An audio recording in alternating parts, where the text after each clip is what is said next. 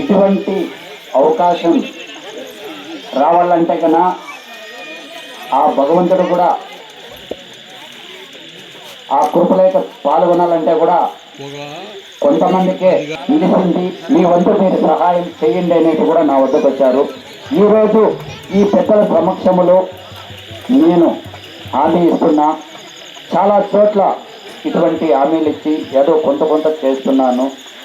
కాబట్టి ఆ ఒక్క గుడికి గాను ఈరోజు నేను తెలియపరుచుకుంటున్నా. 2 విడతలుగా 30,000 రూపాయలు నగదు పూర్వకంగా ఇస్తా. అదేవిధంగా 30 మూట్లు సిమెంట్ కూడా ఇస్తాను. మరి అమ్మవారిది ప్రతిష్ట చేసేటప్పుడు కూడా 5 ప్యాకెట్లు బియ్యము, మరి అదేవిధంగా 15 లీటర్లు ఆయిల్ డబ్బా కూడా ఇస్తానని ఈ పెద్దల సమక్షంలో కూడా తెలియపరుచుకుంటున్నా. ఏదంటే కన్నా ఎవరో వచ్చారు, పూజా కార్యక్రమం లేట్ అవుతుంది అనేసి మీరు ఇదైతా ఉంటుంది. నేను కూడా తిరిగే చోట్ల కూడా ఉన్నాయి. అదేవిధంగా ఇప్పుడు టెంకాయలు వేలంపాట మరి స్టార్ట్ చేస్తున్నాము. ఎవరికైతే అవకాశం దక్కుతుందో